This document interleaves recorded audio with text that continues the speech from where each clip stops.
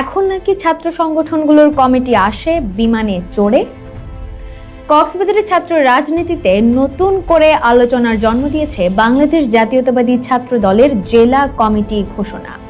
দীর্ঘদিন পর কেন্দ্র থেকে আংশিক কমিটি ঘোষণার পরই তা ঘিরে শুরু হয়েছে তীব্র বিক্ষোভ, বিতর্ক আর প্রশ্ন।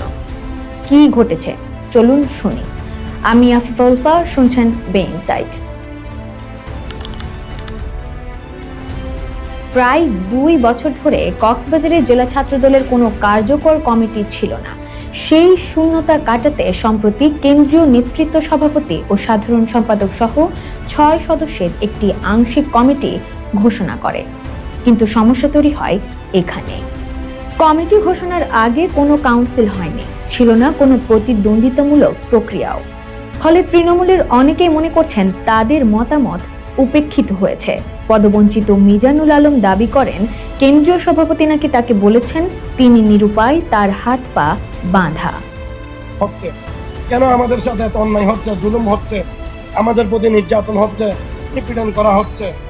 আমাদের সিনিয়র নেতৃবৃন্দ কক্সবাজার জেলা ছাত্র দলের কমিটি যখন গঠন করা হচ্ছে, কেন্দ্রীয় ছাত্র দলের সভাপতি সেক্রেটারির সাথে আমি কথা বলেছি। ওনারা বলেছিল সিনিয়ররা যেভাবে দেয়, কাজল ভাই আমাদের নাম দিয়েছে, কিন্তু কাজল ভাইয়ের কোনো কর্মীকে এখানে স্থান দেওয়া হয় নাই। সিনিয়রদের মধ্যে নয়ন ছিল, তাকেও বাদ দেওয়া হয়েছে। আমাদের অপরাধ কি? আমাদের কমিটি ঘোষণার পরপরই কক্সবাজার শহরের বিভিন্ন স্থানে বিক্ষোভ শুরু হয়। পদ না পাওয়া নেতাকর্মীরা মিছিল, সমাবেশ, এমনকি সড়ক অবরোধেও যান। কোথাও কোথাও টায়ার জ্বালিয়ে প্রতিবাদ জানানো হয়। সাময়িকভাবে ব্যাহত হয় যান চলাচল। পুলিশ গিয়ে পরিস্থিতি নিয়ন্ত্রণে আনে। কক্সবাজারের ছাত্র দলের সর্বশেষ নির্বাচিত কমিটি হয়েছিল 1993 সালে। এরপর 3 দশকের বেশি সময় ধরে আর কোনো কাউন্সিল হয়নি। সাবেক নেতারা বলছেন, এক সময় সরাসরি ভোটে নেতৃত্ব নির্বাচন হলেও এখন পুরো প্রক্রিয়ায় কেন্দ্র নির্ভর হয়ে গেছে, যার কারণে দেখা যায় নবনির্বাচিত সভাপতি সেক্রেটারি কমিটি ঘোষণার পর ঢাকা থেকে বিমানে আসেন এবং সংবর্ধনা নেন। এটা নিয়ে অনেকে আবার বলছেন, কমিটি এখন কাউন্সিল নয়, বিমানে আসে। নবনির্বাচিত জেলা সভাপতি ফাহিমুর রহমান বে ইনসাইটকে জানান, পদ তো সীমিত, কিন্তু যোগ্য প্রার্থী অনেক। সবাইকে দেওয়া সম্ভব না। যারা পায়নি তারা অন্য ইউনিটে সুযোগ পাবে। তবে এই ব্যাখ্যায় সন্তুষ্ট নন অনেকেই। তাদের দাবি, দীর্ঘদিন মাঠে সক্রিয় কর্মীদের মূল্যায়ন হয়নি, বরং গ্রুপিংয়ের ভিত্তিতে পদ দেওয়া হয়েছে।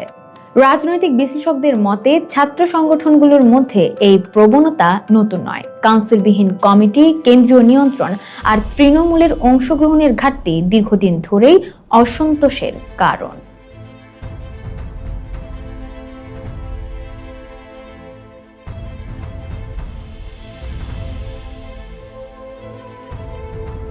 এক মাসের মধ্যে পূর্ণাঙ্গ কমিটি ঘোষণার কথা বলা হচ্ছে।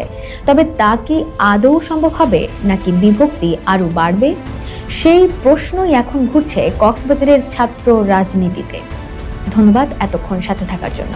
বে ইনসাইটের সাথেই থাকুন, দেখুন ও পড়ুন।